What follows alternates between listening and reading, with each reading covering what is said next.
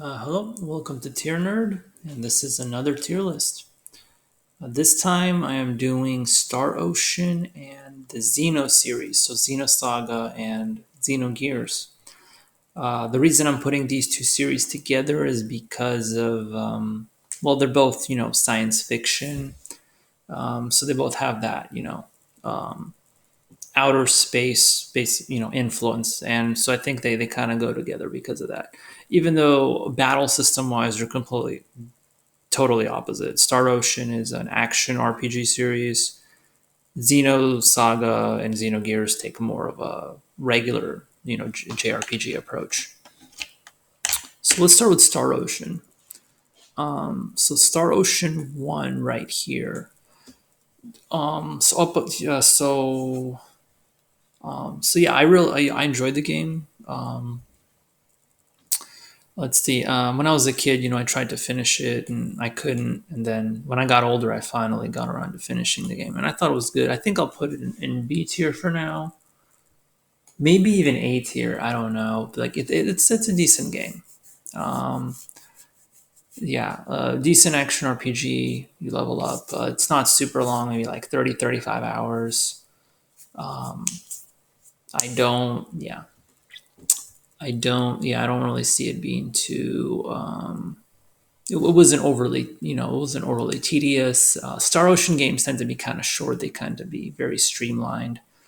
Um, but I do recommend using a guide. Like if you fuse your weapons correctly and upgrade them and customize, like there's a lot of there's a lot of synthesizing in the Star Ocean series. They really they like to have build up talents of your characters and then create items. Like that's a big aspect of it, and you want to use a guide when you do that stuff because otherwise you're gonna just waste a bunch of money. But yeah, it's a fun game. Star Ocean 2, this is probably one of my favorite games. I think I'm just gonna put an S tier for now, because something's gonna have to be an S tier, and Star Ocean 2 is a very good candidate for S tier. I had a lot of fun playing it. Whether you play, you can play two routes, either Claude or Arena. It doesn't make too much of a difference, and I just had a lot of fun. Very streamlined game. You just play it. Good storyline, good music. Star Ocean games have great music, by the way. Sakuraba is a pretty good composer.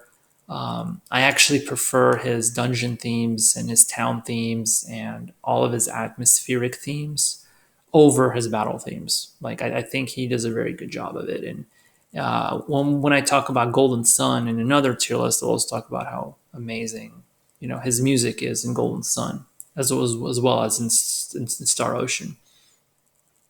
So Star Ocean 2, I think, is a pretty good candidate for S tier.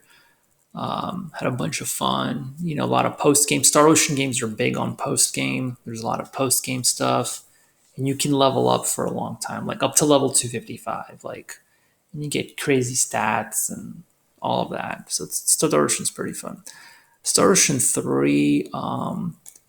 Star Ocean 3, like, there's just so much to do, and I'm a perfectionist, so I wanted to do everything, and I never did get all the battle trophies. There's just too much to do, too many different difficulty levels in Star Ocean 3.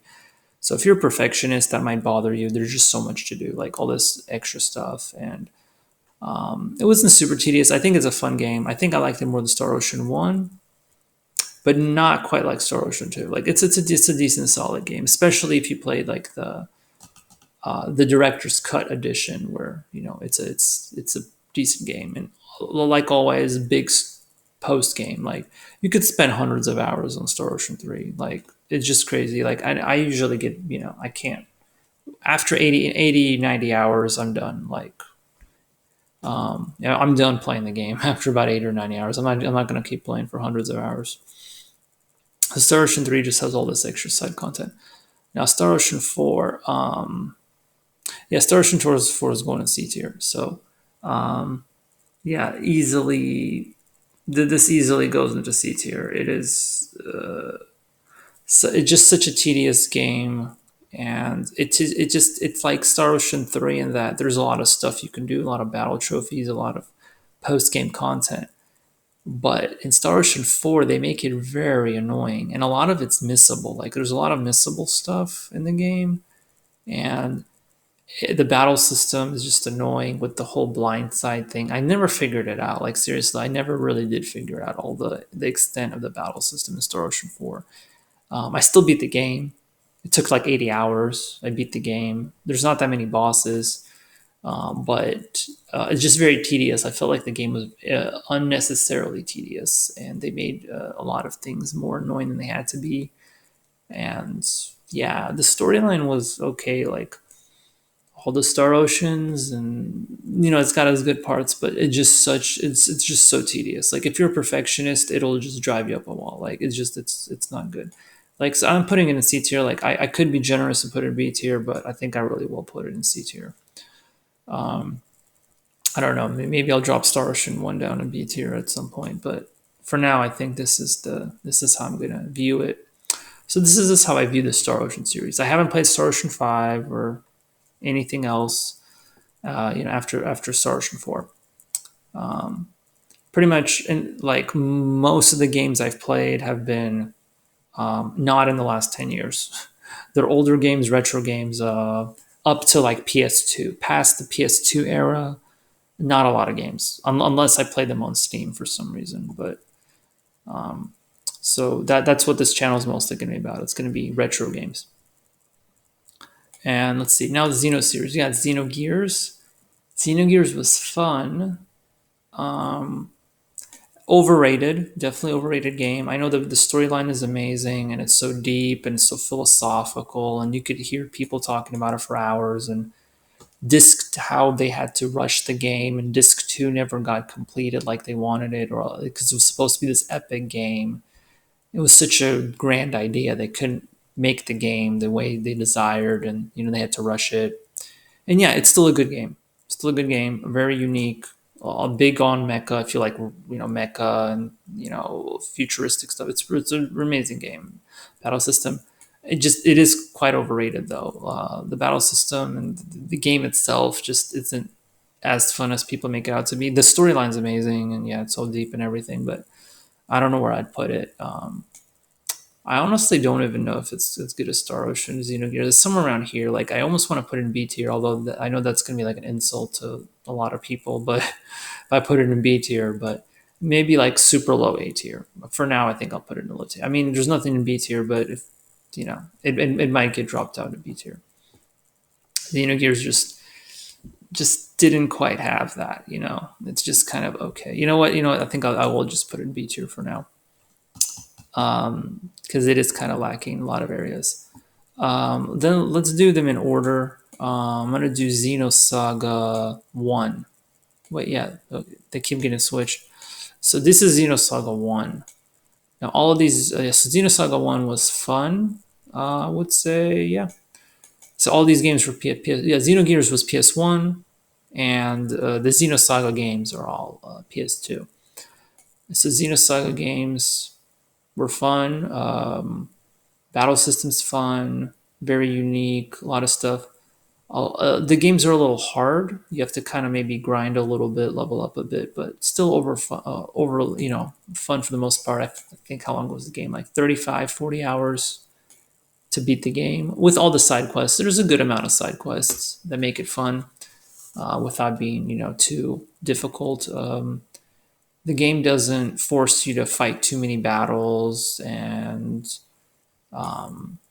yeah, it's a decent game. Doesn't overdo it. Ridiculous amounts of cutscenes. Right, I forgot to mention that Xenosaga series, man, ridiculous amounts of cutscenes. Like they're known for cutscenes. So many cutscenes, so much storyline, and a lot of it is just sci-fi mumbo jumbo that you just won't understand. Like very deep. Especially by the time you get to Xenosaga 3, they have a compendium where with all the storyline you can read, all this extra stuff. Like you could spend hours reading it. Like I tried reading all of it. Like it's ridiculous. Like you probably spend like 10 hours reading the Xenosaga 3 stuff that they even just text, just like ridiculous amounts of hours of text, just all this sci-fi stuff, all this backstory. So there's definitely a lot of depth to it. So Xenosaga, I think, low A tier. Is it better than Star Ocean? I think it's better than Star Ocean 1. Maybe Star Ocean 3 also. Yeah, I don't know. I had a lot of fun with it, to be honest. Like Xenosaga 1 was fun. Now, Xenosaga 2 isn't very popular in the among fans. A lot of people would put it in like C tier or even D tier, but for me, since I have unorthodox taste, for me it's like S tier. Yeah. So Xenosaga 2 is probably my favorite Xenosaga. I just enjoy like it's just shorter. It's just the battle system was the most fun. Like it's a hard game. I think it's probably the hardest out of all the Xenosagas, and it's a very unique battle system, very hard to get used to. But if you set it up right, you can just destroy bosses and have a lot of fun. You just have to really know what you're doing with Xenosaga 2. And there's a good amount of side quests. I don't think it beats Star Ocean 2, but it's pretty high up there. I think it deserves a S tier spot. I think. So yeah, I'd say it's a pretty solid game. Xenosaga 2. And then finally we have Xenosaga 3, which a lot of people would say it's amazing, it's S tier or it's A tier, but Xenosaga 3 is actually one of my least favorite games in the series. Yeah, I mean it's not S tier. I'd say it's maybe like B tier, maybe better than Xenogears. Yeah, like Xenogears, I just think is overrated, to be honest. Xenosaga 3, it's kind of hard to decide. I mean, maybe B tier is too strict, but maybe I don't know. Maybe Star Ocean 1 deserves to be in B tier. I think, yeah, Star Ocean 1 deserves to be in B tier. And then Xenosaga 3 probably could get bumped up over here to A tier. Fun game, lots of side quests, lots ridiculous amounts of cutscenes like always. I just think it may be a tad overrated. It's probably the easiest of the Xenosagas. They made the battle system normal, without any of the weird button inputs that Xenosaga 1 and 2 had. Xenosaga 3 just went, like, let's just have a normal JRPG battle system and not be too crazy. The storyline doesn't even make sense at this point. Storyline of Xenosaga is just crazy sci-fi stuff that just doesn't make sense. They just use big words. That's what they do in sci-fi movies and sci-fi games. But yeah, it's still a decent game. Maybe A tier, maybe high B tier. Solid, but not quite like Star Ocean 2 and Xenosaga 2. They're generally, they're pretty solid. Like these are my S tiers. And my A tiers, probably up here. I don't know. Maybe I'm putting Xenosaga 1 up a little too high. I don't know. Star Ocean 3. They're hard. These are all solid games, I think. And these two, B tier. Like this one might be A tier. Who knows? And then Star Ocean 4 is definitely the bottom, like C tier for sure. Definitely the worst game out of all of these.